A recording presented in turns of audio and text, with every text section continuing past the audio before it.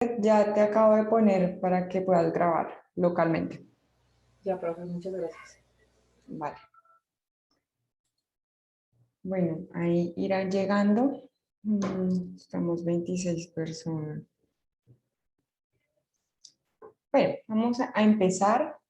Ayer iniciamos hablando del medio de control de reparación de los perjuicios causados a un grupo. Ya veníamos indicando entonces el tema de la jurisdicción de acuerdo al sujeto pasivo, que es una acción constitucional que se deriva del artículo 88 de la Constitución, regulada por la Ley 472 del 98 y luego de la 1437 como un medio de control en el contencioso. Hablábamos de la legitimación, que quienes podían instaurar la demanda se puede presentar por un grupo no inferior a 20 personas, pero eso no implica que el grupo deba ser determinado al momento de la presentación, sino que debe ser determinable y que por ende tengan una causa común. Indicábamos una pregunta que se formulaba desde la misma naturaleza de este tipo de acciones o medio de control, que como ya les venía indicando, es un medio de control absolutamente resarcitorio. Acá buscan que se reparen los daños causados a un grupo, así que su naturaleza es eminentemente resarcitoria y se debe demostrar el mismo juicio de responsabilidad que vimos en el medio de control de reparación directa. Solo que en este caso hay circunstancias especiales del medio de control, teniendo en cuenta que es una acción constitucional regulada por una ley especial. Una pregunta que nace de esto es precisamente si es necesario agotar el requisito de conciliación prejudicial. Cuando se acude al artículo 161 del CEPACA, se determina que la conciliación prejudicial solo es un requisito cuando estamos en nulidad de restablecimiento, reparación y controversias. Como se puede conciliar todo aquello que no se encuentra expresamente prohibido, acá estamos hablando de elementos netamente resarcitorios, así que no es una circunstancia prohibida, por ende puede conciliarse. Y los efectos de la conciliación o de la presentación de la conciliación son los mismos que vimos ya en clases anteriores, que se suspende por 3 meses o por 5, pues si estamos en épocas de pandemia. Luego entonces, otra pregunta o preguntas que surgen en virtud de o de cara con los daños causados a un grupo producto de un acto administrativo. Para esto, entonces, yo les quise traer como este cuadrito que me parece bastante ilustrativo y es si es procedente demandar por acción de grupo. Regálenme un segundo que me acaba de entrar una llamada. Regálenme un segundo.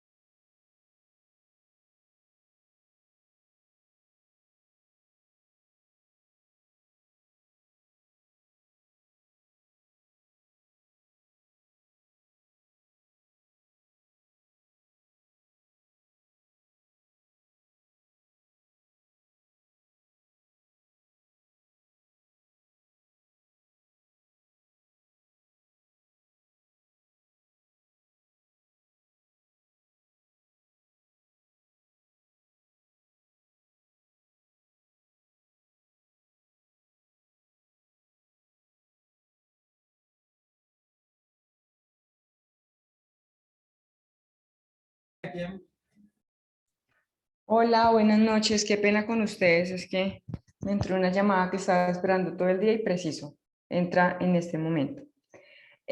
Bueno, una circunstancia importante para analizar de la acción de grupo con relación a los actos administrativos es que es posible que un acto administrativo genere un daño, ¿cierto?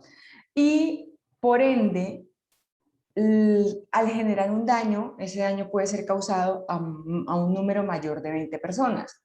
Así que si ellos lo que buscan es resarcir un daño, uno, y dos, buscan, y ese daño ha sido causado a un grupo mayor a 20 personas, se cumplirán los presupuestos de la acción de grupo.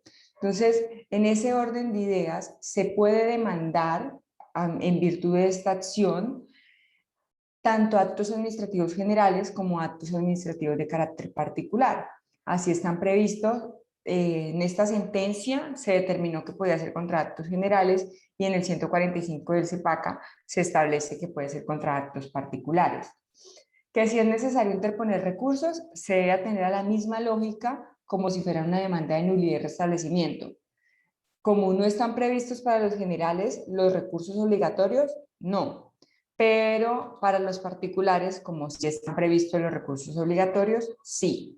Y frente al tema de caducidad, se debe atender a la caducidad de los 4 meses, teniendo en cuenta que en últimas lo que se está haciendo acá es que tengo un acto administrativo que me causa un daño y yo dentro de esos 4 meses, una de mis pretensiones, y aquí hay acumulación de pretensiones de medios de control, y es una pretensión de nulidad, porque yo tengo que, ese acto administrativo tiene presunción de legalidad, tengo que desvirtuársela y tengo que demostrar que ese acto administrativo causó un daño y que por ende un daño a más de 20 personas y que por ende puede ser demandado, puede ordenarse la indemnización de perjuicios a través de este medio de control de reparación. ¿Sí? Entonces, la regla general de la acción de grupo son 2 años, porque así lo prevé la 472.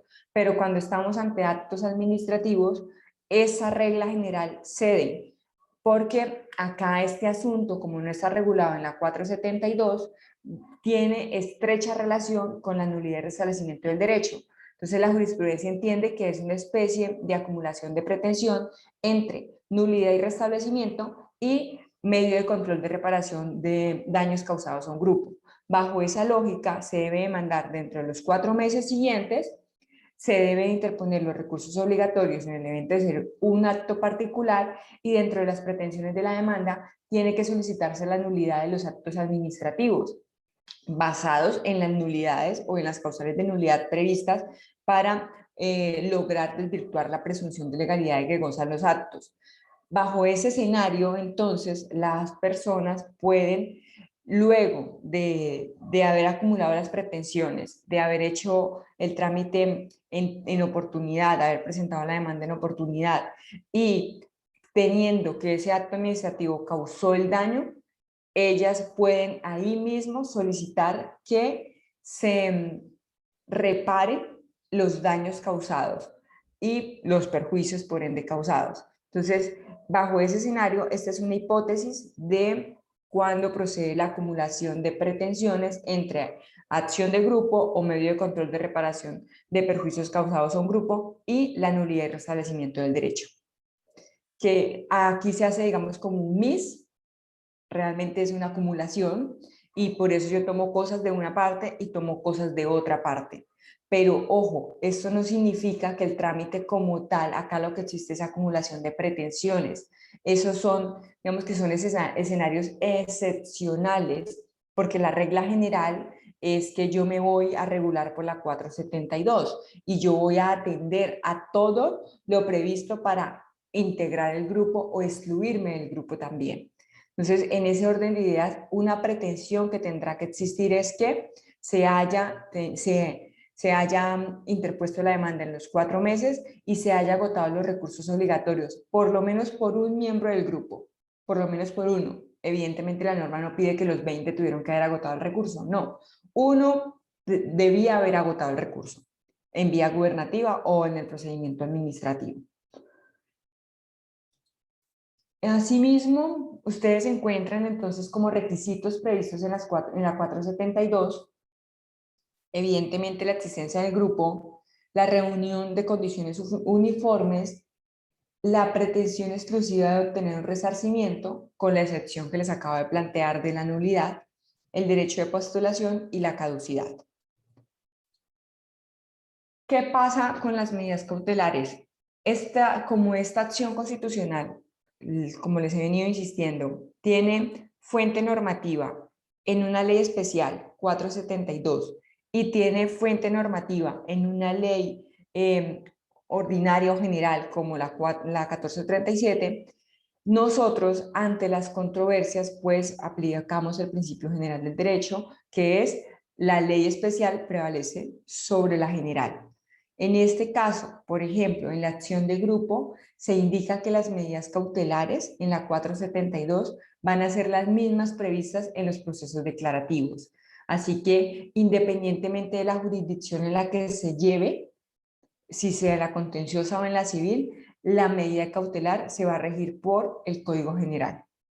Claro, en algunas cosas que de pronto no prevea la acción de grupo, en esa 472, pues se va a atender a lo previsto en la 1437. De esa misma forma, entonces, ¿qué pasa con la medida cautelar? Va a ser rogada, porque acá en este caso se le elimina la potestad oficiosa del juez.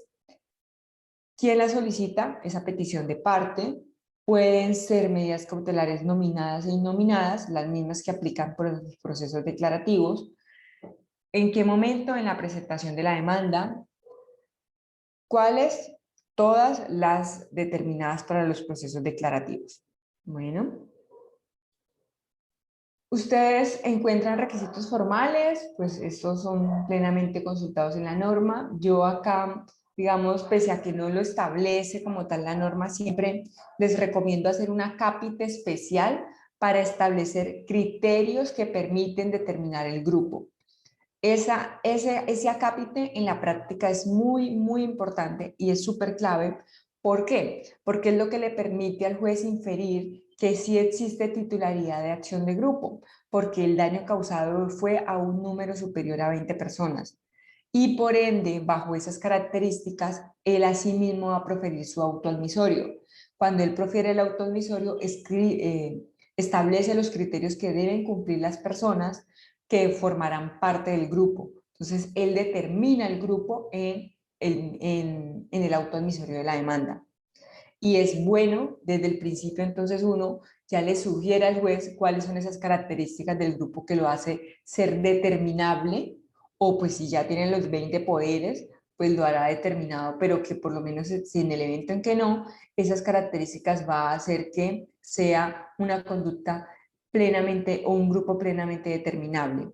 Por eso ese acápite es súper clave para que el juez tenga una claridad en absoluto en que sí es un daño causado a más de 20 personas. ¿Qué sucede? El juez tiene tres facultades normalmente. Admite, entonces se continúa el trámite. Si inadmite, le da los 10 días para subsanar. Y si no subsana, un rechazo sobreviniente. Y si puede existir un rechazo de plano en el evento en que no se repundan los requisitos de procedencia, que por ejemplo no sea un daño causado a un grupo mayor de 20 personas. ¿Qué pasa? Él ordena una notificación personal a los demandados. Aquí hay norma especial, son 10 días de traslado. Y el juez ordena en el mismo auto admisorio comunicar a los miembros de la comunidad para que se presenten si quisieran integrar el grupo. Y con eso entonces se establece cuáles son los criterios del grupo, las posibilidades de integración o también las posibilidades de excluirse del grupo y las consecuencias que se derivan de guardar silencio y de no pronunciarse. Este es un punto súper clave y es hasta cuándo una persona puede integrar el grupo. Entonces, pongamos este escenario. Pensemos que ustedes tienen una persona que fueron a las que se les causó el daño producto de esa venta en un valor desproporcionado de las boletas del Mundial de Rusia que les comenté ayer, ¿cierto? Y ustedes tienen a 3 clientes, no más, 3 poderes y no conocen a más personas, no tienen más poderes. Pero ustedes, luego de pasar de esa clase, dijeron, vamos a presentar una acción de grupo porque acá podemos tener elementos bien importantes para interponerla. Así que se van y presentan la acción de grupo, ¿sí? En ese momento, cuando ustedes presentan la acción de grupo, van a indicar esos criterios determinables del grupo. El juez admite la demanda y entonces ordena la fijación o la comunicación pública de la providencia y del proceso. ¿Qué va a pasar? Las personas que están siendo llamadas, o sea, que consideran que cumplen las características que determinan al grupo, pueden presentarse dentro del proceso a integrar el grupo. Pueden presentarse a llegar un escrito donde indican primero que su identificación, el daño que sufrió, el origen y que ellas desean acogerse al fallo y pertenecer al grupo que está interponiendo la demanda. ¿Y hasta cuándo lo puedo hacer? Hasta antes de que se aperture el periodo probatorio. Cuando una persona puede integrar un grupo en un medio de control de reparación de perjuicios causados a un grupo antes de la apertura a prueba. Ella ahí va a tener que presentarse con un escrito, puede ser una página donde detalle esas circunstancias y donde demuestre que ella sí tiene o cumple las características de hacer parte del grupo, y que desea acogerse a los efectos de la sentencia. Ella ahí va a poder presentar y solicitar en que se ordene su integración, en que se reconozca como integrante del grupo. Ella en ese momento en que se reconoce como integrante del grupo va a seguir actuando como si hubiese iniciado la demanda, como si fuera esos tres que iniciaron la demanda. ¿Y qué pasa si ella no concurre antes de la apertura de pruebas para integrar el grupo? Ella va a poder tener la posibilidad de acogerse a los efectos del fallo dentro de los 20 días siguientes a la publicación de la sentencia. ¿Qué sucede? Ella en ese evento no va a poder solicitar una indemnización mayor y tampoco se va a poder beneficiar de la condena en costas que haga el juez. Por ende, ¿en qué momentos una persona puede integrar un grupo en ese tipo de medios de control? Hasta antes de la apertura de pruebas. Ok. Y luego va a poder acogerse a los efectos del fallo. Ella en ese caso, digamos, técnicamente no se entiende que se integra al grupo, pero que sí va al grupo dentro de la demanda, pero que sí va a acogerse a los efectos de la sentencia. Así que de una u otra forma, ella está integrando el grupo, porque es el grupo el que va a poder, en ese momento ya va a estar plenamente determinado cuál es el grupo y luego de los 20 días se va a decir, mire, estos son los 20, estos son las 300, 400 personas que conforman el grupo y ahí ya el grupo está determinado. Luego de estos 20 días es cuando ya el grupo deja de ser determinable para ser plenamente determinado.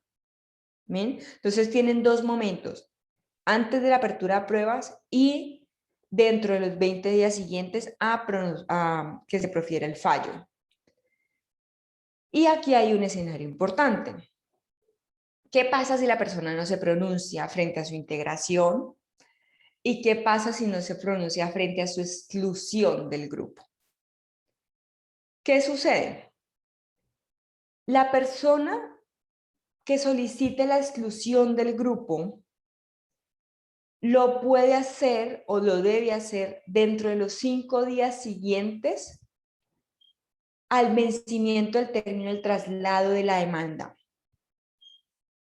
Dentro de los 5 días siguientes al vencimiento del término del traslado de la demanda, es decir, dentro de los 10 días, ¿cierto? O sea, luego de vencido los 10 días.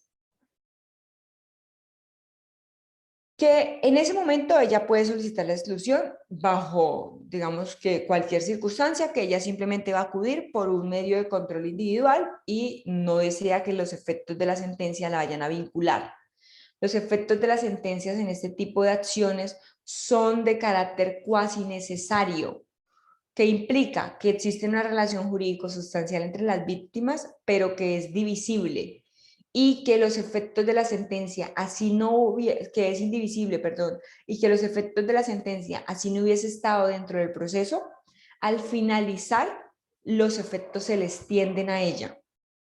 Y esta consecuencia procesal de no excluirse del grupo es súper trascendental.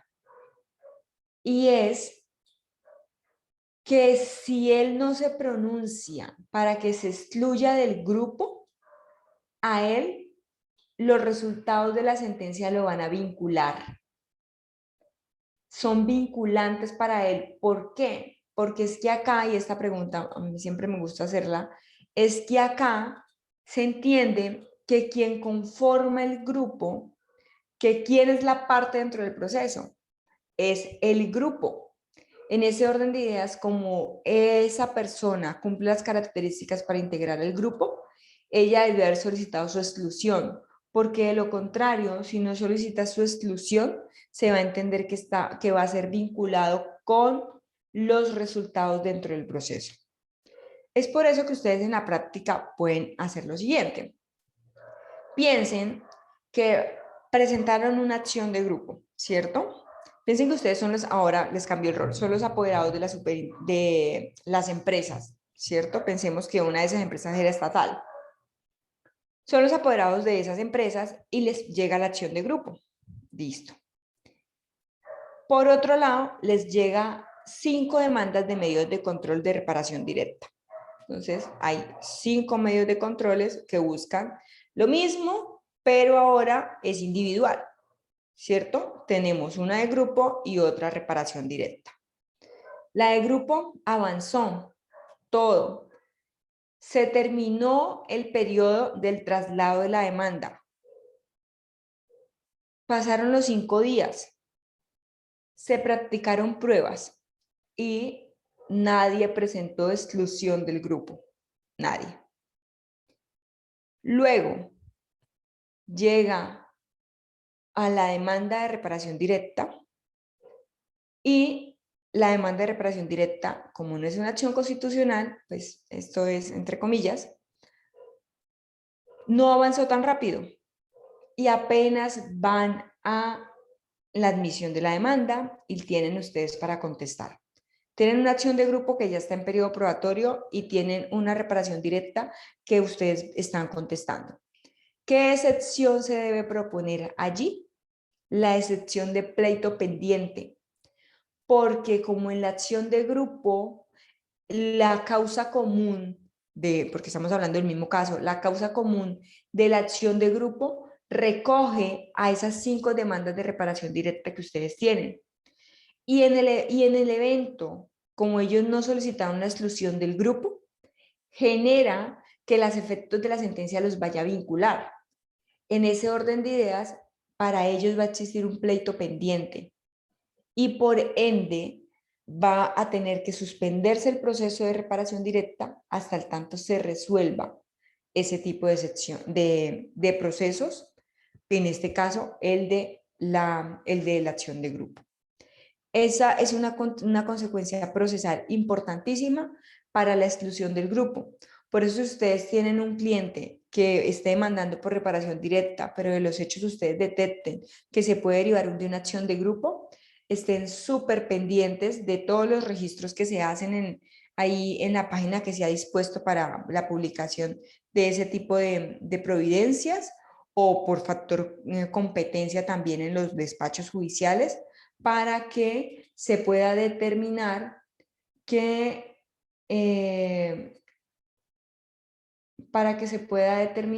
ok, bueno, aquí ya acomodé mejor el internet, a ver si es el internet. Entonces, para que con eso ustedes puedan determinar que va a solicitar la exclusión del grupo en las posibles o en las demandas de acciones de grupo que presenten o que pueda existir. Bueno, lo debe hacer cuando hay pleito pendiente, cuando ustedes estén en los medios de control de reparación directa, como se entiende que si la persona no solicitó la exclusión del grupo, a ella los efectos de la sentencia los van a vincular. Por ende, va a haber un pleito pendiente.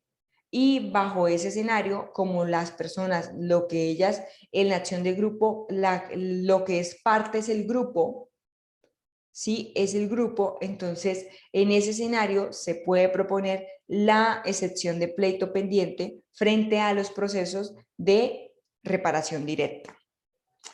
Esa circunstancia es sumamente importante porque en ocasiones no se tiene en cuenta y se puede encontrar con varios escenarios poco convenientes.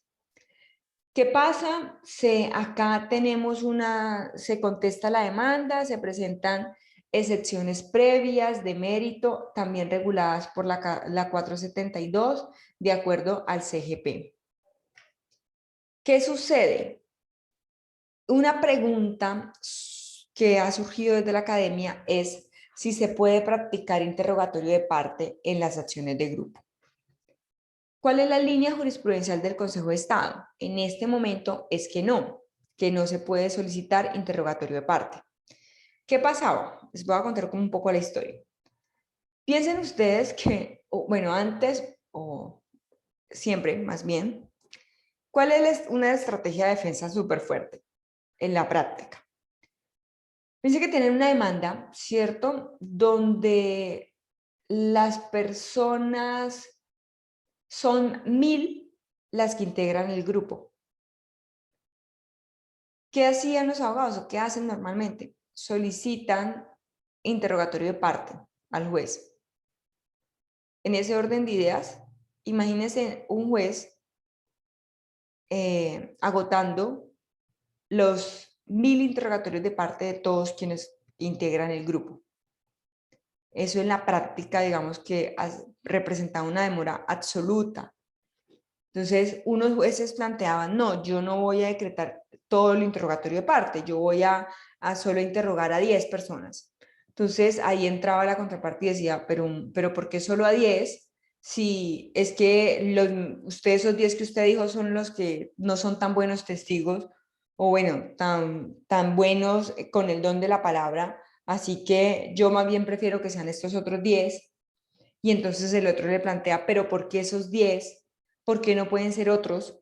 Y así sucesivamente. Entonces, eso era una discusión de básicamente nunca acabar. Así que la decisión salomónica del Consejo de Estado, pues fue, digamos que, bastante práctica, y es no aceptar el interrogatorio de parte. En este momento, hasta el estudio que se ha efectuado es, no procede el interrogatorio de parte. Pero hay una postura académica que es muy interesante y de la cual estoy de acuerdo. ¿Qué pasa? Cuando ustedes van al artículo 55 de la 472, nos prevé lo siguiente. Dice, cuando la demanda se haya originado en daños causados a un número plural de personas por una misma acción o omisión o varias derivadas de la vulneración de derechos e intereses colectivos, es acción de grupo, quienes hubieran sufrido un perjuicio podrán hacerse parte dentro del proceso. Podrán hacerse parte dentro del proceso. Ok, digamos que uno hasta ahí no tiene mayor dificultad. Luego nos indica, ¿hasta cuándo? Antes de la apertura a pruebas, ya lo decíamos. Mediante la presentación de un escrito en el cual se indique su nombre, el daño sufrido, el origen del mismo y el deseo de acogerse al fallo y de pertenecer al conjunto de individuos que interpuso la demanda. Luego plantea, quien no concurra al proceso podrá acogerse posteriormente, dentro de los 20 días siguientes a la publicación de la sentencia, suministrando la información anterior, pero no podrá invocar daños extraordinarios o excepcionales para obtener una indemnización mayor y tampoco se beneficiará de las condenas impostas. Ok. Si ustedes hacen una lectura integral, ¿cierto? Cuando acá la norma nos indica, mire, usted se puede acoger a los efectos del fallo 20 días después, pero no podrá invocar daños extraordinarios por sustracción de materia, entonces uno diría, o sea que cuando yo me presento antes de decreto de pruebas, yo sí puedo presentar daños extraordinarios. Esa es una primera pregunta, ¿cierto? Una segunda pregunta es, cuando acá se indica quienes hubieran sufrido un perjuicio podrán hacerse parte dentro del grupo, deja la incógnita, ok, ¿quién realmente es parte? Porque, o qué implicación procesal trae esta definición. Cuando nos indican podrá hacerse parte dentro del proceso. ¿Qué implicación jurídica trae esto? ¿Cierto? Entonces, ¿qué sucede? Nosotros ahí nos empezamos a hacer varias preguntas.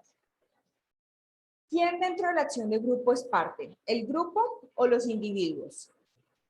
Si uno empieza, digamos, a determinar la misma lógica del proceso, en que el proceso puede nacer por una sola persona, pero con un grupo determinable, uno puede indicar, partiendo de este artículo 2 del Código General del Proceso, donde nos indica, toda persona o grupo de personas tiene derecho a la tutela jurisdiccional efectiva. Acá está hablando de un grupo. Por ende, si uno quisiera hacer una interpretación holística de la norma, debería interpretar que cuando el artículo 53 nos habla de la capacidad para ser parte, que podrán ser parte en un proceso las demás que determine la ley, uno podría indicar que en este caso la parte es realmente el grupo, porque incluso aquí, en este artículo del mismo Código General, se le están dando derechos para el acceso a la administración de justicia.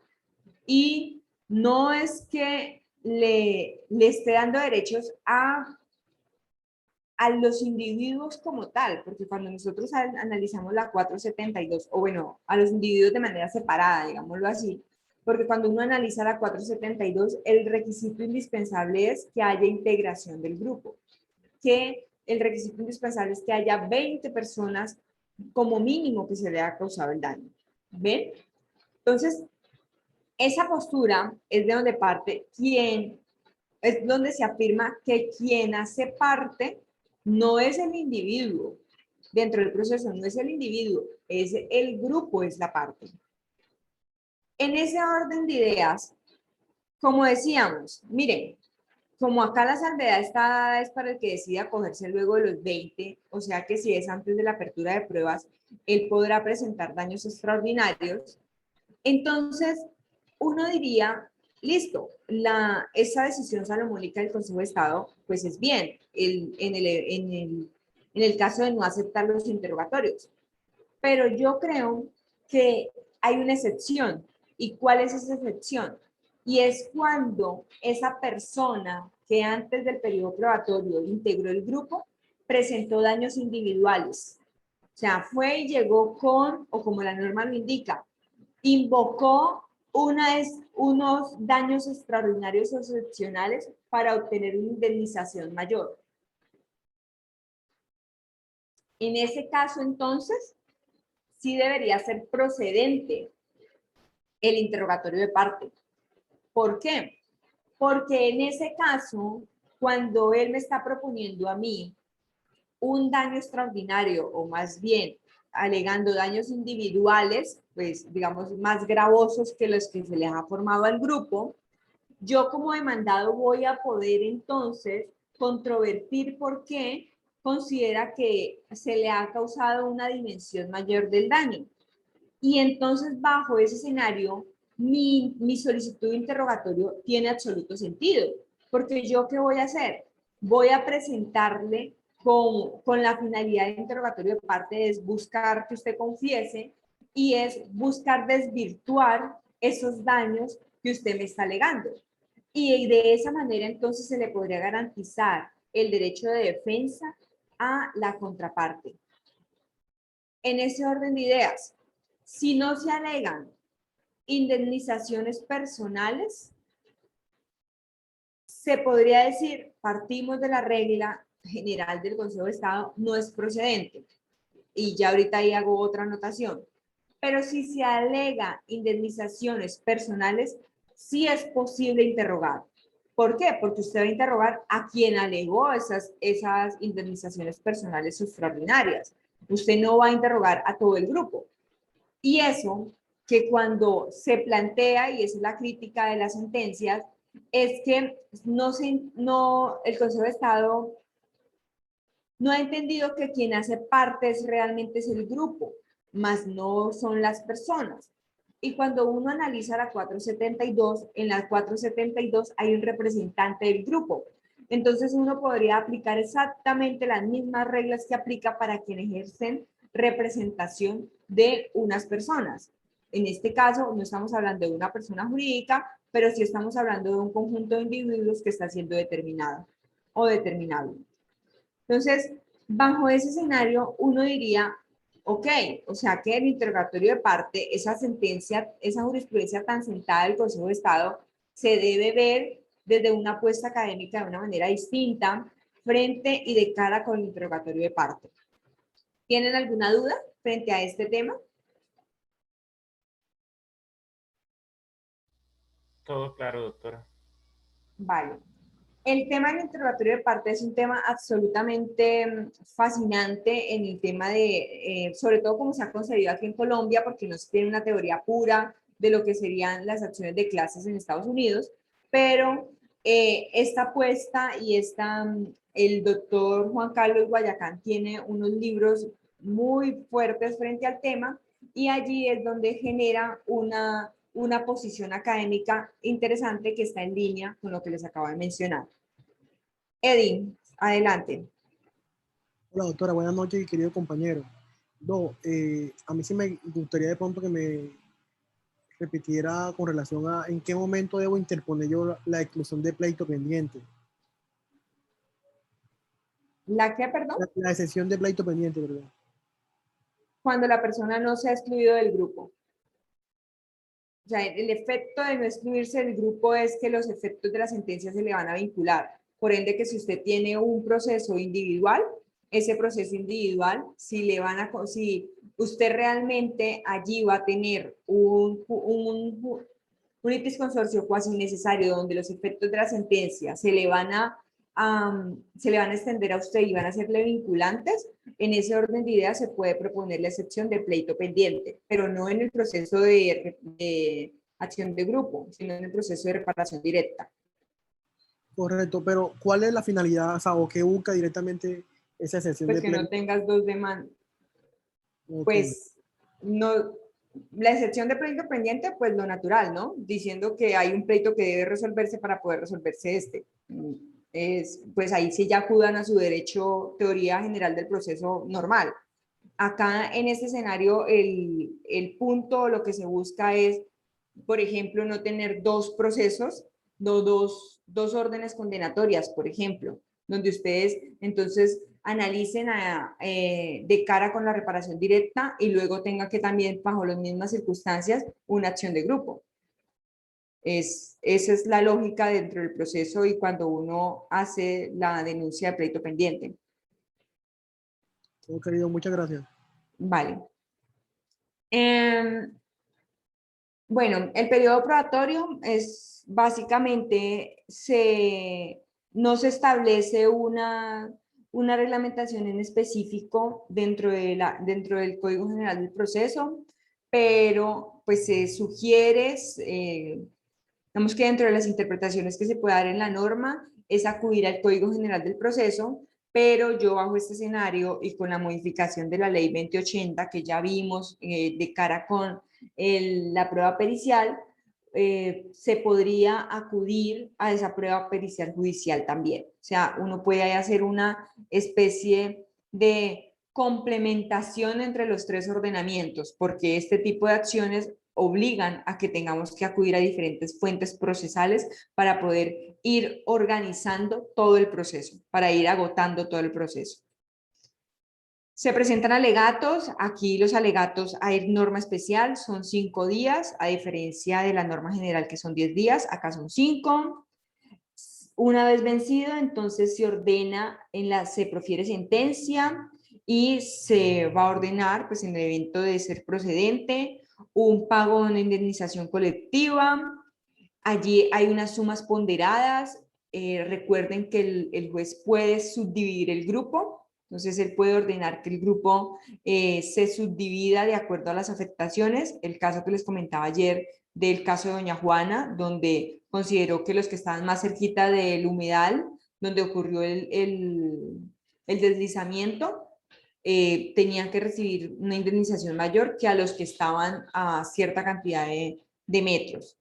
En eso, entonces, establece situaciones súper importantes y deben tener bastante cuidado con eso. Son las condiciones para que las personas que decidan acogerse a los efectos del fallo deban cumplir. Eso es fundamental. ¿Por qué? Porque cuando pasan los 20 días, el monto de la indemnización se le entrega al fondo existe un fondo para la defensa de los derechos e intereses colectivos. Esa indemnización, ese monto de la indemnización ponderada se le traslada a ese fondo, ¿sí?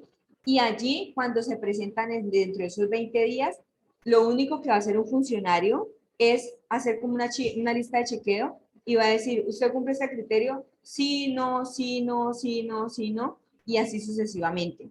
Por eso, en este punto, donde cuando ya uno ha vencido en pleito y todo y llega a la sentencia, debe ser muy cuidadoso en los criterios que se establezcan.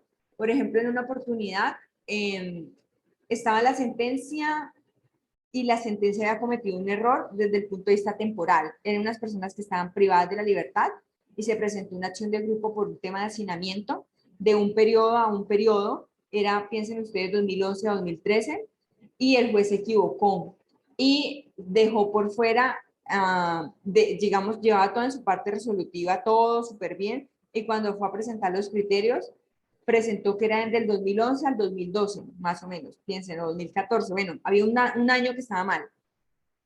Y eso pues tuvo que volverse entonces al juez para solicitar la corrección de la sentencia, bueno, y hacer todo este trámite. Y eso trajo que el proceso fuera más dispendioso.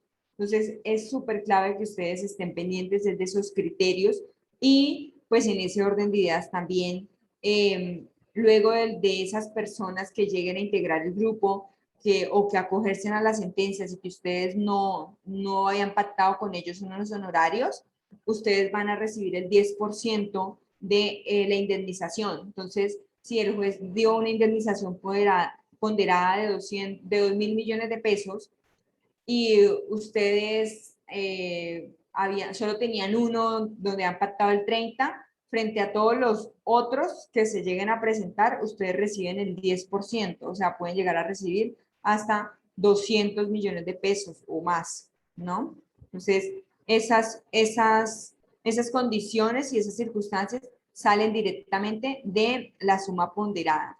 Entonces, luego de esto, se profiere la sentencia. Si sobra dinero, el fondo lo va a devolver ante, pues, a las arcas de las entidades de donde hayan salido.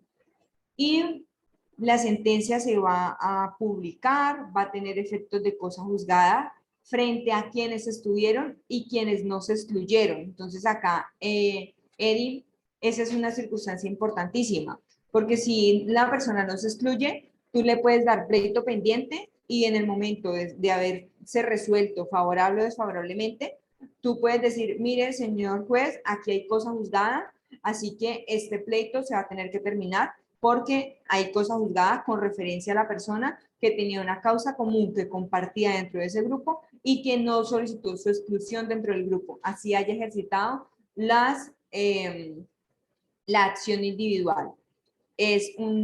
Vamos que está en cabeza de la parte o del integrante del grupo exonerar, buscar su exclusión de los efectos de las sentencias. Si no lo hacen, la sentencia por ende lo va a vincular. Y pues ya luego se surte el recurso de apelación en efecto suspensivo, que es la regla general de las sentencias. ¿Tienen alguna pregunta frente a este tema?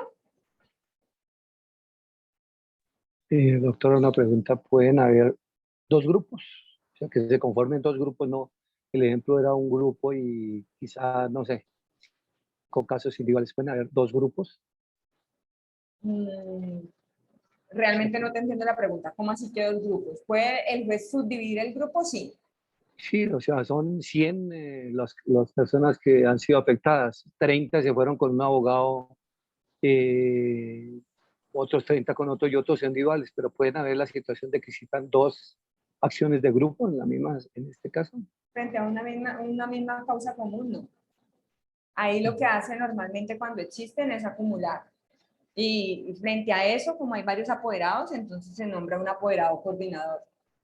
Por eso, y digamos que dentro de quién sería el abogado coordinador es el que tenga más poderes. Por eso, en muchas ocasiones, pues aquí en Colombia realmente la acción de grupo, es que no tiene, se aplica y hoy por hoy se está aplicando hartísimo, pero no tiene el mismo impacto que, por ejemplo, en Estados Unidos. Mira, un caso en Estados Unidos, un tema de una farmacéutica donde había botado unos desechos cerca a una comunidad. Esos desechos empezaron a generar ciertas sustancias químicas que cayeron a una bocatoma donde la cual toda la comunidad se estaba beneficiando. Empezaron a sufrir ciertas enfermedades y las personas empezaron a morirse. Era como una localidad como de 1.000 personas más o menos, o 2.000, y empezaron a morirse niños, o sea, toda la comunidad estaba enferma. De hecho, digamos como el Ministerio de Salud de allá, o la Secretaría de Salud, empezó a hacer estudios de, bueno, qué estaba sucediendo porque no era normal, pensaba que de pronto era como una epidemia o algo parecido. Se determinó que era producto de eso y unos abogados habían presentado la acción de grupo, allá la acción de clases. y ellos habían recolectado 500 poderes y ellos empezaron la acción de grupo. Cuando llega un bufete mucho más grande de abogados, vieron que estaba el proceso, pues que el proceso era interesante, entonces se metieron y se fueron a recolectar más de, eran como 2.000 personas, ellos terminaron recolectando, empezó como una pelea entre los buffets a ver quién lograba recolectar más. Y a lo último se definió como la diferencia como por 10 poderes y se designó entonces al abogado coordinador el que tuviese mayor número de poderes. O, por ejemplo, se manejan criterios muy objetivos y subjetivos frente a las capacidades de los abogados. Hablo de capacidades económicas principalmente. Entonces, si por ejemplo se mira mucho en que si se adelantó por un buffet, pero ese buffet no tiene mucha experiencia o no tiene los recursos económicos suficientes para poder sufragar algunas pruebas o cosas así por ese estilo, aunque aquí en Colombia eso se puede, en el fondo hay un rubro que está destinado para la práctica de algunas pruebas que sean demasiado costosas, sobre todo en esos temas ambientales que son tan costosas. Entonces, se han determinado o existe ese monto. En Estados Unidos eso no existe, eso lo tienen que cubrir son los abogados. Entonces, si el abogado no tiene la capacidad económica, bueno, si por ejemplo ha sido un abogado que nunca lleva una acción de grupo, el juez le puede decir que él no va a proteger los intereses del grupo, así que lo puede relevar del cargo de ser abogado coordinador, así sea el que tenga más poderes. Acá en Colombia normalmente se nombra el abogado coordinador de acuerdo al número que tenga de procesos, de poderes ya en su cargo, pero no puede existir, digamos, como dos acciones de grupo, ¿no? Porque tendrían dos cosas juzgadas distintas, ¿no? Entonces no podría hacerse de esa forma. Lo que se hace es acumularse en el evento tal en que hayan iniciado en despachos distintos, se acumulan y pues si existe pluralidad de abogados, se nombra el abogado coordinador. Eso lo nombra el juez normalmente. ¿Tienen de pronto alguna otra pregunta?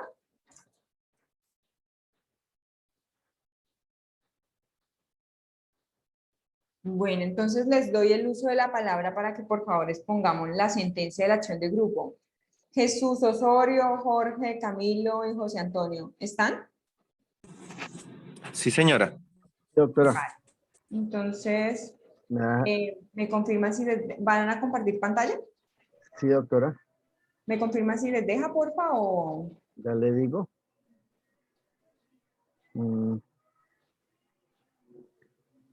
Ok.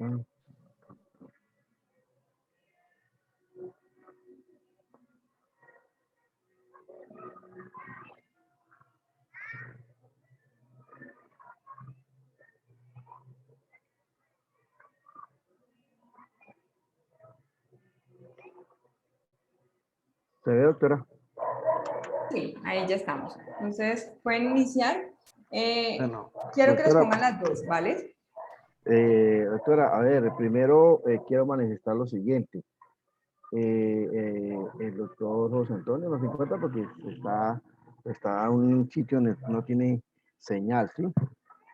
Y el doctor Petro, pues, recayó ayer con la enfermedad que tiene, con el COVID, y está otra vez internado en la clínica, entonces tampoco está como que todos que pues ayer no pudimos, el único que puede estar ayer está ahí, no tenía buena señal, y el doctor Camilo pues tampoco tenía señal, y entonces pues todos que no pudimos intervenir ayer. ¿Listo, doctor? Entonces, para explicarles lo primero. De Vale. todas maneras, O pues sea somos un que hoy, grupo. ¿quiénes están? Solamente Jesús. estamos Camilo y Jesús nomás porque el doctor Antonio no, de verdad no tiene conectividad. Eh, eh, Él ya me llamó, me dijo que estaba por fuera, que le tocó salir de comisión y no tiene conectividad.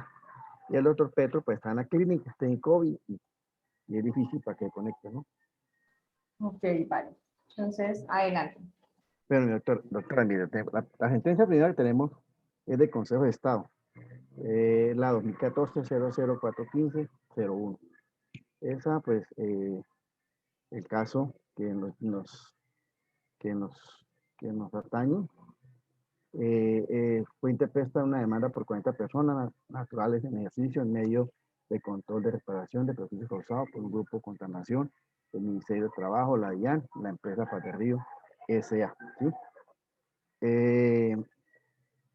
Ese es de grupo, pero es laboral, ¿sí? Entonces, ¿cuál es lo hecho? Pues lo hecho es de que el grupo Bolotatín, principal accionista de Acerías Paterrío, realizó en el 2007-2012 pues, una política de reducción de empleados, ¿sí?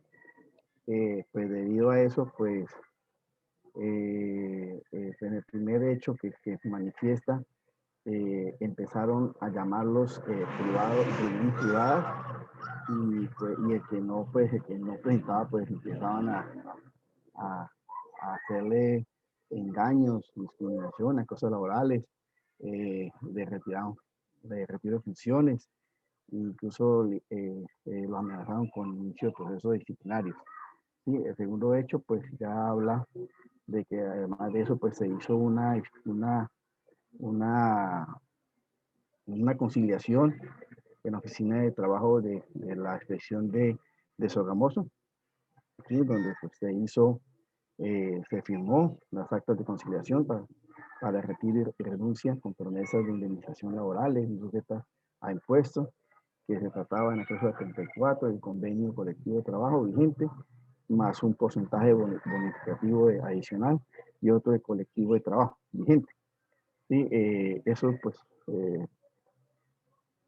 eso tenía para aumentos, para no dejarlos sin dinero, ¿sí? Sin plata para ellos.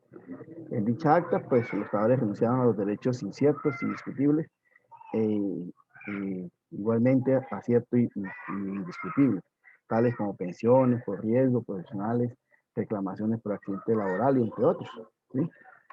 En el tercer hecho, pues ellos aceptan firmar las conciliaciones expuestas, que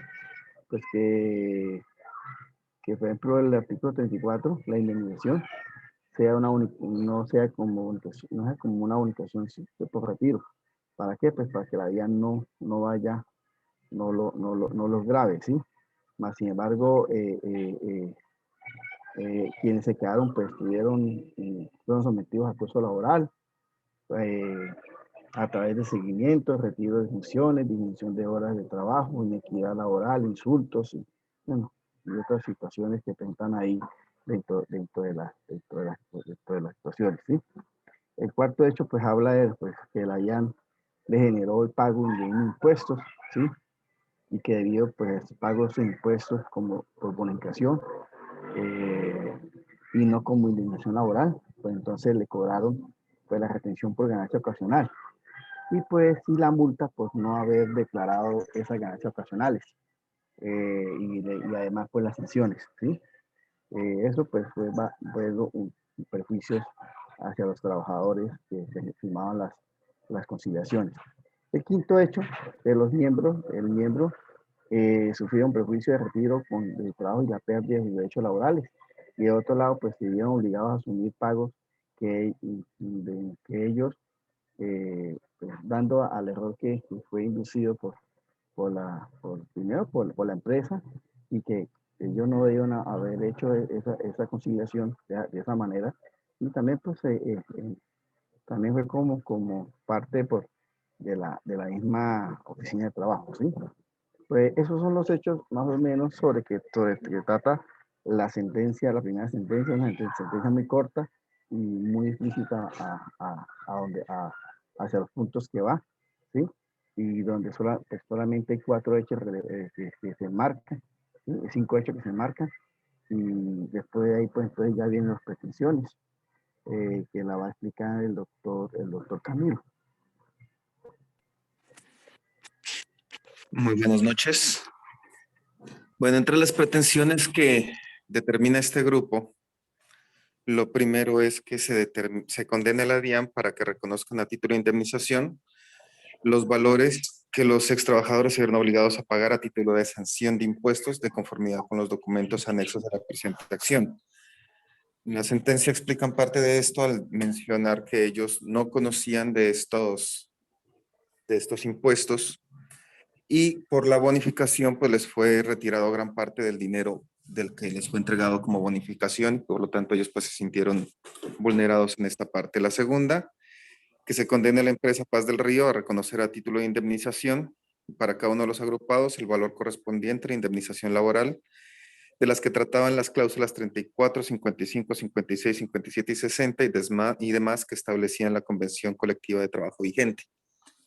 De estas, la más importante es la cláusula 34, la cual mencionaba una indemnización por despido injustificado, y las otras son más que todo referentes a indemnizaciones por invalidez o por situaciones similares. La tercera, que se condene al Ministerio Público de Trabajo a pagar a título de indemnización para cada uno de los agrupados por los daños ocasionados a cada uno por las conciliaciones realizadas ante la Inspección de Trabajo de Sogamoso. Pues ellos indicaban que el Ministerio de Trabajo estaba, no tener otra palabra, amañado con la acería para pues lograr su cometido. Cuarto, que se condene a las demandas al pago de las costas procesales. Siguiente, doctor, por favor. Ya. Está como... Bueno, la contestación de la demanda. Por parte de Acerías Paz del Río, la empresa menciona que ellos hicieron un plan de retiro voluntario para todos los trabajadores de la empresa, ofreciendo mejorar las condiciones de los trabajadores que aceptaban esto, con una bonificación adicional por retiro voluntario. Y que en ningún momento, aquí mencionan lo de la cláusula 34, ellos mencionaron una indemnización, pues ellos no procedían a un despido sin justa causa, sino que esto se hacía de manera voluntaria, en acuerdo con los trabajadores. Asimismo, ellos mencionan que no se concilió sobre ningún derecho cierto e indiscutible y que las conciliaciones fueron realizadas ante la Inspección de Trabajo, dándole pues la garantía necesaria de que los trabajadores fueron protegidos en sus derechos. Se oponen también a las pretensiones segunda y tercera y cuarta porque se determina que de común acuerdo se terminó esta relación laboral y no unilateralmente. Siguiente, doctor.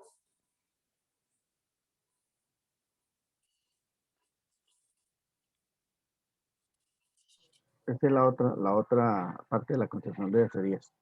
Sí, señor. Doctor, la número nuevo. Esta es la siguiente, sí. Bueno, ellos también plantearon unas excepciones de mérito por inexistencia de las obligaciones de Acerías Paz del Río a favor de los accionantes, inexistencia de vicios del consentimiento, efecto de cosa juzgada de las conciliaciones, compensación, prescripción, y la innominada y la excepción previa del pleito pendiente.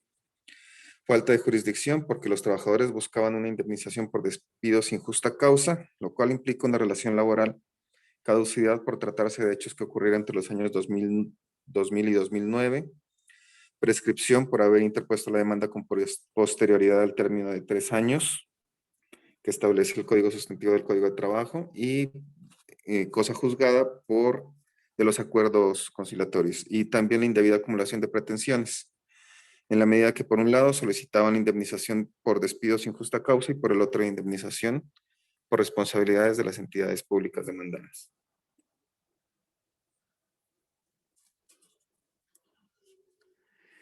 El Ministerio Público, por su parte, señala que existió la caducidad, pues pasaron más de 2 años desde la suscripción de las actas de conciliación y solo existieron planes de retiro voluntario compensado sin lugar a ningún engaño ni coacción de los trabajadores, pues no hay ninguna prueba de esto dentro del proceso. Y pues existían pruebas suficientes de que todo se hizo de manera voluntaria. También menciona que la inspectora de trabajo de Sogamoso cumplió con la función de aprobar los acuerdos, por lo cual no está legalmente prohibido y es válido sin evidenciar ningún tipo de engaños hacia los trabajadores. Existen aquí, encontramos 2 problemas jurídicos. El primero es si procede la excepción de cosa juzgada cuando una decisión judicial jurídica ejecutoriada vincula a los demandantes y a los integrantes del grupo correspondiente, aunque no hayan hecho parte del proceso. En esta parte, nosotros, en primera instancia, ¿qué resuelve el juez? En primera instancia, señala que debido a que los daños reclamados por los demandados son instantáneos y no continuados, estos no se suscribieron con los acuerdos conciliatorios y opera la caducidad por haber transcurrido más de 2 años después de su causación. Y qué pena, problema jurídico. Bueno, con respecto al problema jurídico de la cosa juzgada en la primera instancia,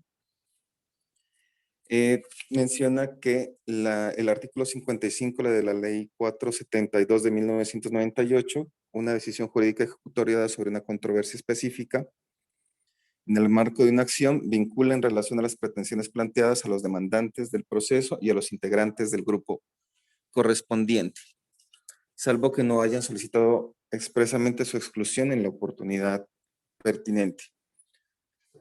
Por lo tanto, menciona que los intereses no fueron representados en forma adecuada y que no hubo errores en la notificación.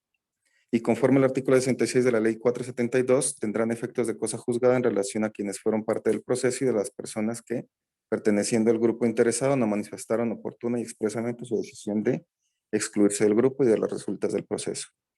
Aquí nosotros evidenciamos cómo las acciones del grupo afectan a todos los individuos del grupo, a pesar de que no estén directamente involucrados en la acción judicial, como mencionaba la doctora.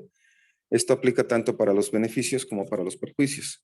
Y en el presente caso, prosperó la caducidad de la acción y por lo tanto afecta a todo el grupo. Y con respecto al segundo problema jurídico, si el término de caducidad frente a la empresa se presenta desde la suscripción del acta de conciliación o si desde la aprobación del Ministerio de Trabajo. En esta parte, en primera instancia señala que debido a que los daños reclamados por los demandados son instantáneos y no continuados, se suscribe, opera la caducidad después de 2 años de la firma de las actas de conciliación. En segunda instancia, la Corte hace una distinción del inicio del término de caducidad. Para la parte de la empresa, ellos mencionan que la Corte establece que para la parte de la empresa, considera que las condiciones son uniformes respecto de una misma causa. Pues los hechos alegados son uniformes para el mismo grupo, teniendo un mismo nexo de causalidad con los daños sufridos. Y a pesar de la cantidad de conciliaciones, todos se originan de la misma manera. Y a diferencia que el término de caducidad frente al Ministerio Público, pues este sí se genera de manera individual en el momento de la firma de las respectivas actas de conciliación. De todas maneras, se declara aprobada la excepción de la caducidad, confirmando las demás partes de la sentencia y se reitera la decisión tomada en primera instancia. Dentro de esta sentencia, lo más interesante que encontramos es cómo la Corte establece la diferencia entre el término inicial de caducidad para las pretensiones frente a la empresa y frente al Ministerio de Trabajo. Pues a pesar de tratarse de hechos con un mismo origen que afectan a un grupo, estos se consideran como uniformes frente a una empresa, pero se entienden como individuales frente al Ministerio de Trabajo, porque a pesar de tener un mismo origen con circunstancias similares, su verificación y aprobación frente al Ministerio de Trabajo se hacen de una manera individual, generando un término independiente para cada persona frente a esa institución. Esto sería referente a la primera sentencia que nos corresponde. Cristian, ¿de pronto alguno de sus compañeros tiene alguna pregunta frente a esta sentencia? Esta sentencia es una sentencia que da lugar a una discusión enorme frente a lo último que tú planteabas, frente al tema de caducidad, porque la 472 no establece realmente, digamos, esas variables que pretende el Consejo de Estado establecer, ¿no? Porque ahí lo establece frente al daño continuado y frente a la cesación del daño, frente al inicio, pero no frente a esa variedad que sí nos trae el Consejo de Estado. pero que entiendo también, digamos que en la lógica del proceso era muy difícil plantear un solo derrotero frente al tema de la caducidad. ¿Tienen alguna pregunta? De esta sentencia entonces se sustrae lo que ya les venía diciendo. Uno, los efectos de la sentencia de una acción de grupo tienen efectos de cosa juzgada para quienes integraron el grupo, para quienes decidieron acogerse al fallo y para quienes no se excluyeron en la oportunidad prevista para hacerlo. Así que hay temas de cosa juzgada. ¿Eso qué implica? Que si yo propongo la excepción de pleito pendiente y se define la sentencia de acción de grupo, luego mi excepción, el juez va a tener que dictar sentencia anticipada, terminando el proceso por cosa juzgada al existir la cosa juzgada dentro del proceso de grupo. Bien, esos son los efectos. Por eso es que siempre frente a esos escenarios que tengan un grupo, ustedes deben estar muy pendientes de si en algún momento se ha adelantado alguna acción de grupo para solicitar la exclusión. Así usted haya presentado ya un medio de control de reparación directa con pretensiones individuales. Bueno, ¿tienen alguna duda, alguna pregunta? ¿Está clara la sentencia? Esta sentencia es súper corta, los invito a que las lean. Todas las sentencias que están aquí exponiendo, todas están ahí en la plataforma. Entonces los invito a que las lea para que ustedes tengan un panorama mucho más claro, pero digamos aquí sus compañeros en estos últimos puntos dieron los elementos esenciales de la tesis jurisprudencial planteada. ¿Alguna pregunta? Bueno, entonces... Sí, a mí, Ramiro Sanabria, tengo una inquietud ahí y me asalta en cuanto a la conciliación que hicieron. O sea, me llama la atención donde incluyeron derechos ciertos e indiscutibles, como son las pensiones, y esto pasó así de largo, no sé. O sea, eso no jugó un papel importante aquí, me quedó esa curiosidad. O sea, se permitió, o sea, hasta donde conozco, no puedo, o sea, no se pueden ni conciliar y es irrenunciable, esos derechos ciertos e indiscutibles. Entonces, aquí pues sencillamente se hizo una conciliación y esa parte no la vi ahí como muy clara, como que, o sea, no tuvieron en cuenta ninguna parte de esto de que eso es irrenunciable. Doctora, pues, compañero, con respecto a esa parte, esa es la pretensión que establece el grupo, ¿no? Que se incluyeron derechos ciertos e indiscutibles, pero el juez, tanto en primera como en segunda instancia, en ningún momento, pues ellos mencionan en varias partes que en ningún momento se demuestra esto a ciencia cierta. Los trabajadores no pueden dar pruebas suficientes para demostrar estos hechos. Y simplemente se evidencia es que todo se hizo de manera voluntaria y ellos no presentan, como le digo, pruebas suficientes. Tal vez si hubieran tenido las pruebas suficientes, hubiera sido otro el cuento, pero en este caso en particular, el juez se manifiesta de esa manera, que no existe ninguna prueba que demuestren esos hechos que ellos manifestaban. Simplemente se manifiestan es como uno de los hechos y pues una de las formas de buscar una de las pretensiones en esta sentencia.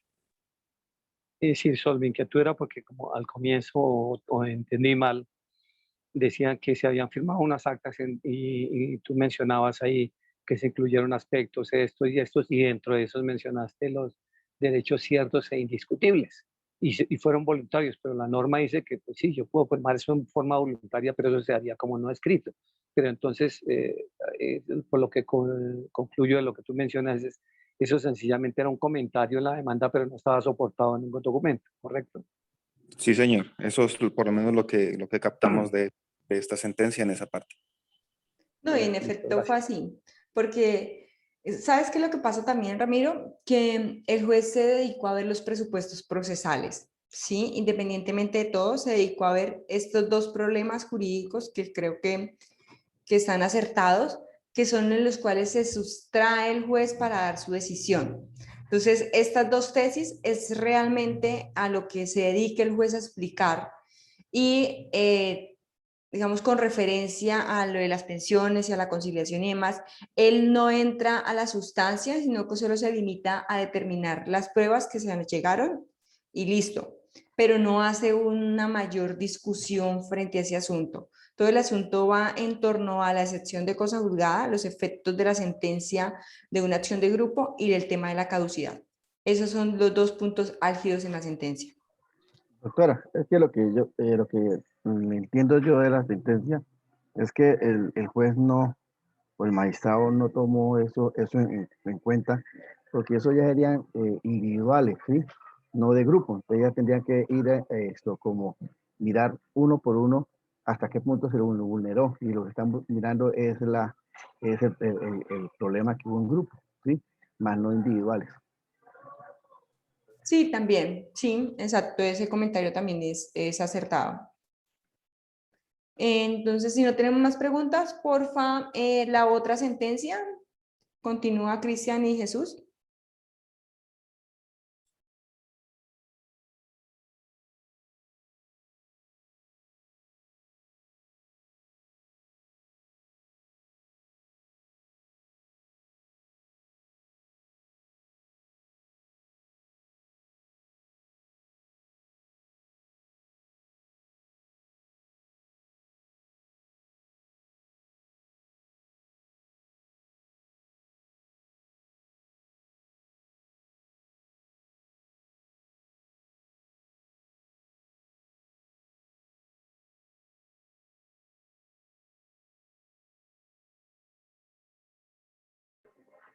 Esta es la sentencia 2 del Consejo de Estado, la 2017-0021-001.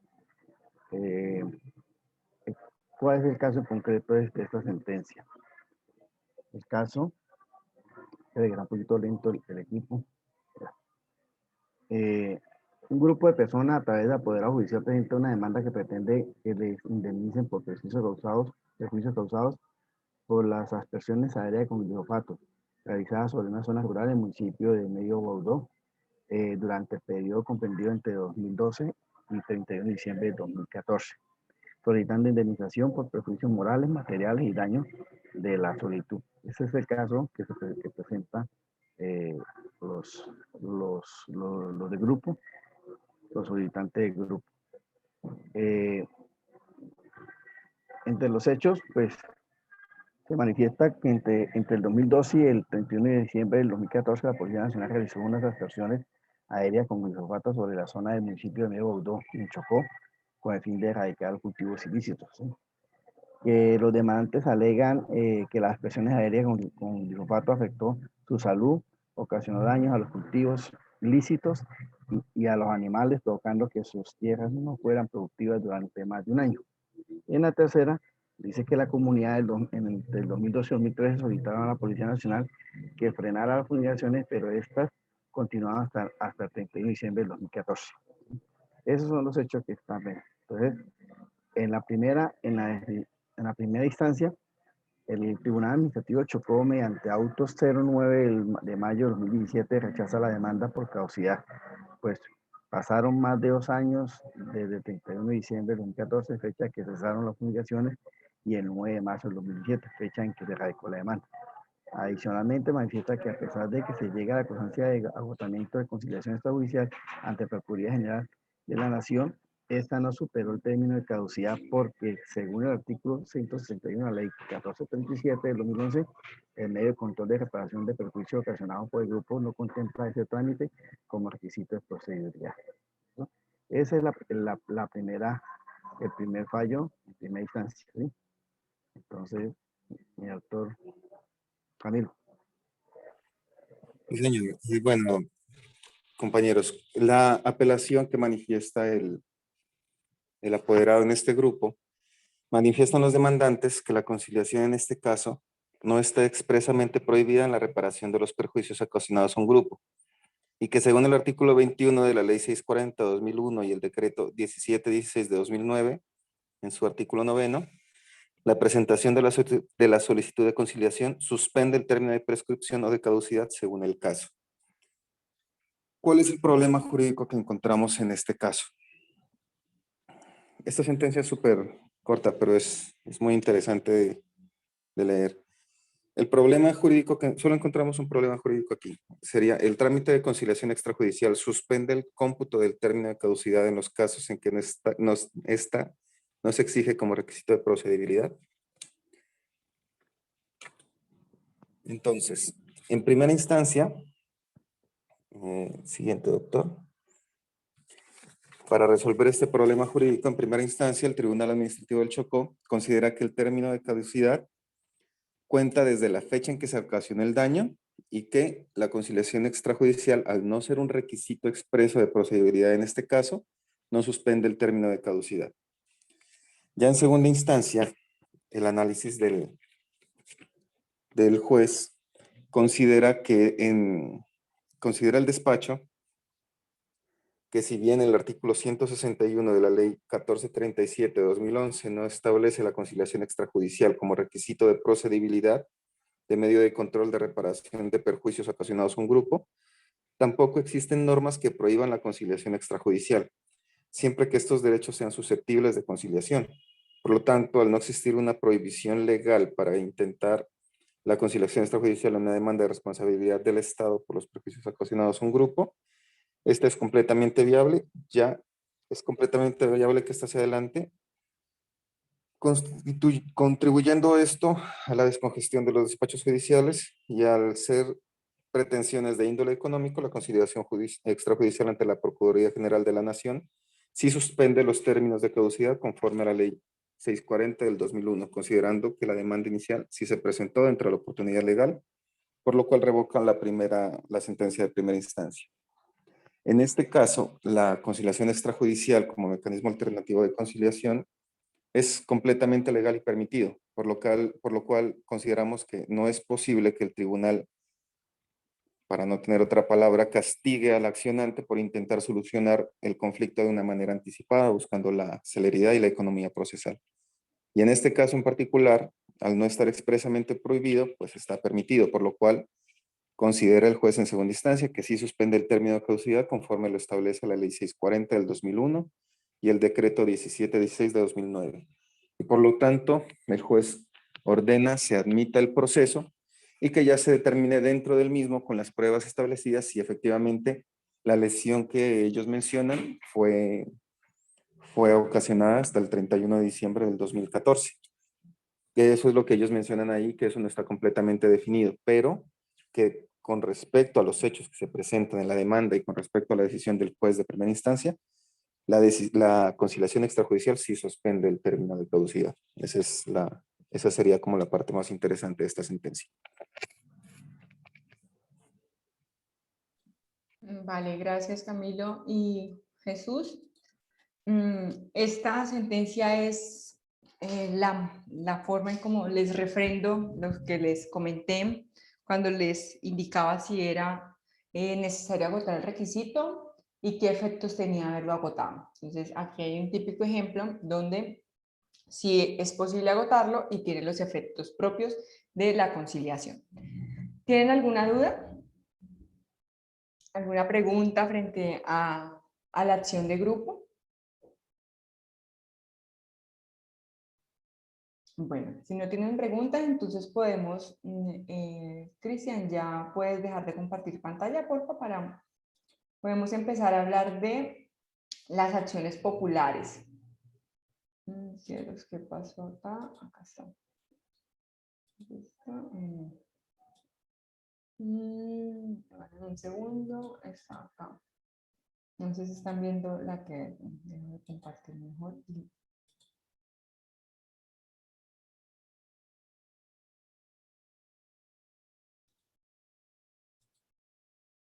¿Ustedes están viendo ahí Acción Popular? Sí, doctora. ¿Sí? Sí, señora doctora.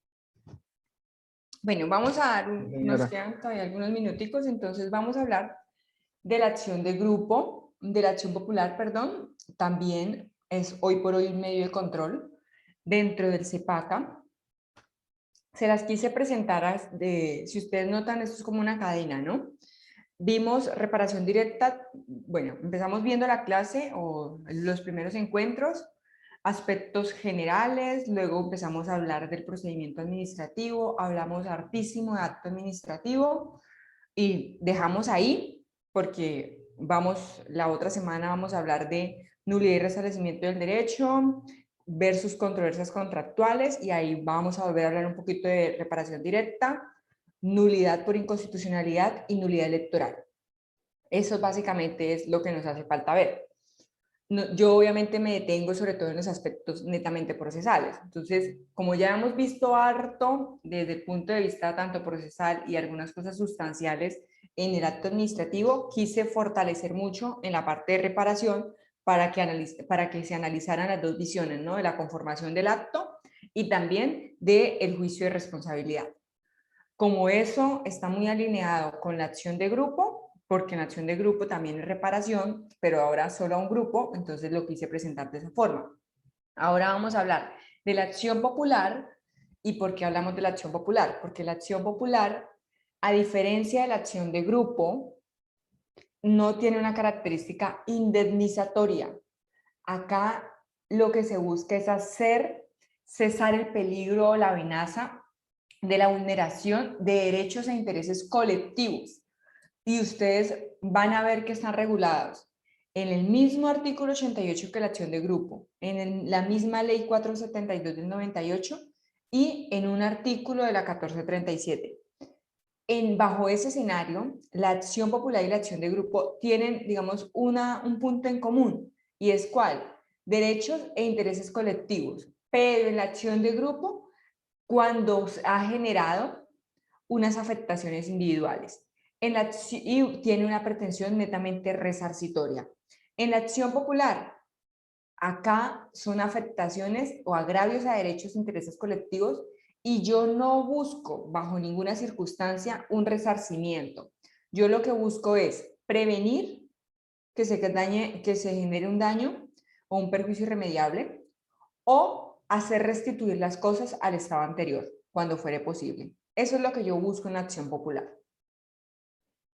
Cuando nosotros empezamos a analizar la 472 de cara con la acción popular, tenemos que tiene esas características. Es pública porque puede ser interpuesta por cualquier persona natural o jurídica. Acá la legitimación no está dada de frente con pertenecer a un grupo. Está dada por el hecho de ser persona natural o jurídica. Incluso no está dada en pro de la ciudadanía. O sea, un extranjero puede presentar una acción popular en Colombia, ¿sí? Porque es relacionada con la personería jurídica o la personería que se le reconoce a una persona natural. Es principal y directa porque es una acción constitucional que está siendo prevista en el CEPACA en la 1437. También para la protección de los intereses y derechos colectivos. Así se establece en la 1437. Y acá, digamos que no se analiza la subsidiariedad, como sí, por ejemplo, en otras acciones constitucionales se hacen, como es la acción de tutela. Así que ella es principal y directa. Es principal porque tiene una consagración normativa y es directa porque yo no hablo de subsidiariedad frente a ella. Autónoma tiene su propia reglamentación y ya decíamos, preventiva y restitutoria. Pretende prevenir un daño o restablecer las cosas o restituir las cosas, a diferencia de resarcir. Acá yo no busco resarcir daños. Es conciliable, entre comillas, porque se puede dar una terminación anticipada del proceso por un pacto de cumplimiento, que ya lo vamos a ver como figura procesal. Pero no es desistible. Esa característica se la ha dado el Consejo de Estado en su jurisprudencia. Y por último, no es un mecanismo de control judicial de leyes. O sea, yo a partir de una acción popular no puedo ir y pretender controlar las leyes o los pronunciamientos legislativos que haga la rama legislativa. ¿Qué busca proteger? Ya lo indicábamos, derechos e intereses colectivos, moralidad administrativa, todos esos ustedes lo van a encontrar en la 472 y van a encontrar, digamos, un límite cuando están hablando de la moralidad administrativa, frente a la posibilidad que tenga el juez en una acción popular, anular un acto administrativo como consecuencia de la vulneración a la moralidad administrativa. El artículo 144 de la 1437 no permite hacer, digamos, esa acumulación de pretensiones como si lo vimos en la acción de grupo. Acá limita expresamente al juez poder hacer un control de legalidad sobre el acto administrativo sobre un contrato en una acción popular por esa moralidad administrativa. Tenemos derechos de los consumidores, que este era el caso que les he venido hablando. Por ese mismo caso pueden existir acciones de grupo o acciones populares, dependiendo. ¿Quiénes están legitimados? Cualquier persona sin abogado. Si actúa sin abogado, se debe vincular al defensor del pueblo. Organizaciones no gubernamentales, ministerios públicos y también los alcaldes o mandatarios locales. Por pasiva, acá, como es una acción desarrollada por la 472, es frente a una autoridad pública o un particular. Pues nosotros en lo que corresponde a la materia sería a una autoridad pública. Depende de la especialidad, lo mismo, y pues en ese caso al juez le corresponde determinar y lograr integrar la litis. El contradictorio le corresponde al juez. Una persona puede presentar una demanda sobre X y el juez dentro del transcurso del proceso considerar que se debe vincular a otros también. Tiene unas competencias, se aplica la misma lógica que les comentaba en la acción de grupo, un fuero territorial, uno subjetivo a pretensión del accionante. Si hay asuntos que se contraríen con la 1437, se va a preferir la 472 porque es la norma especial. Tenemos una circunstancia que era la que veíamos hace unos días y es frente al procedimiento administrativo. ¿Qué pasa? Hay un requisito de procedibilidad para que yo acuda a la acción popular o al medio de control de protección de derechos e intereses colectivos cuando es contra una autoridad pública. Y es que la 1437 estableció que la persona debió haber requerido a la autoridad para que ella procediera a cumplir o a cumplir ese deber omitido o a cesar la actuación dañina que estaba desplegando. La persona presenta esa solicitud y la entidad tiene 15 días para contestarla. Tiene 15 días para contestarla. Puede decir dos cosas: que no va a dar cumplimiento ni nada parecido a la solicitud, así que cuando responda de manera expresa a eso, pues puede acudir a la jurisdicción o puede simplemente guardar silencio. En ese caso, cuando guarda silencio, se entiende agotado el requisito. Pasados los 15 días, se entiende agotado el requisito. Entonces, se debe presentar una solicitud requiriendo a la entidad que cumpla el deber omitido o cese la actuación dañina. Luego de haberse presentado la solicitud, espero 15 días. A los 15 días, la entidad puede hacer dos cosas: o contestarme y decirme no, o no contestarme. De cualquiera de las dos formas, se va a entender agotado el requisito. ¿Y yo qué tengo que hacer dentro de la demanda? Simplemente allegar la demanda y allegar esa solicitud que efectúe a la autoridad para que cumpliera ese deber omitido o cesara las actuaciones dañinas.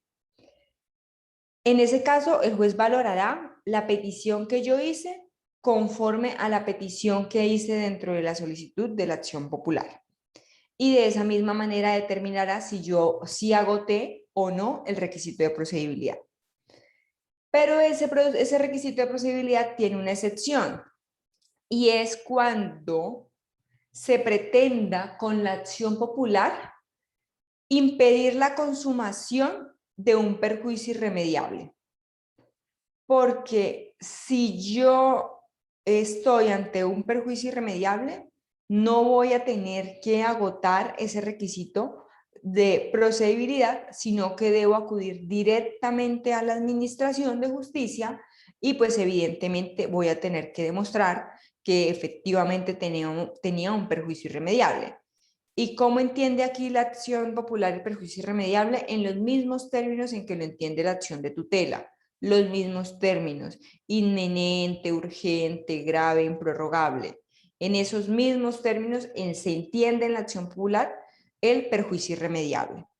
Entonces, bajo ese escenario, yo tengo un requisito de procedibilidad, pero tengo también una excepción. Bueno,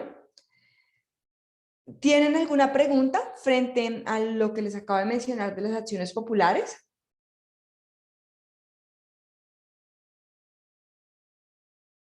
Vale, entonces vamos a dejar hasta aquí en este momento. Sí, vamos a dejar hasta aquí para que, porfa, ustedes mañana, bueno, mañana no, el próximo miércoles terminamos de ver acción popular, hacen la exposición con referencia a la acción popular. Voy a explicar acción de cumplimiento y nulidad por inconstitucionalidad también de una vez. Lo explico allí y esperamos a que ya se vaya, ya en donde nos vamos a detener en las últimas 2 clases, va a ser especialmente en controversias contractuales, nulidad y restablecimiento del derecho. Bueno, ¿tienen alguna duda adicional o no tienen preguntas? ¿Cuántos grupos faltan, Doc? No sabría decirte, creo que con ustedes son como 9 grupos más o menos, pero no van a exponer todas las sentencias. Van a salir sí todos los grupos, pero no todas las sentencias. E igual como se dieron cuenta, hay unas que realmente no son sentencias, sino que son autos. Entonces, de esa manera se va a ir dando el espacio pues para que cada uno vaya exponiendo lo que le corresponda.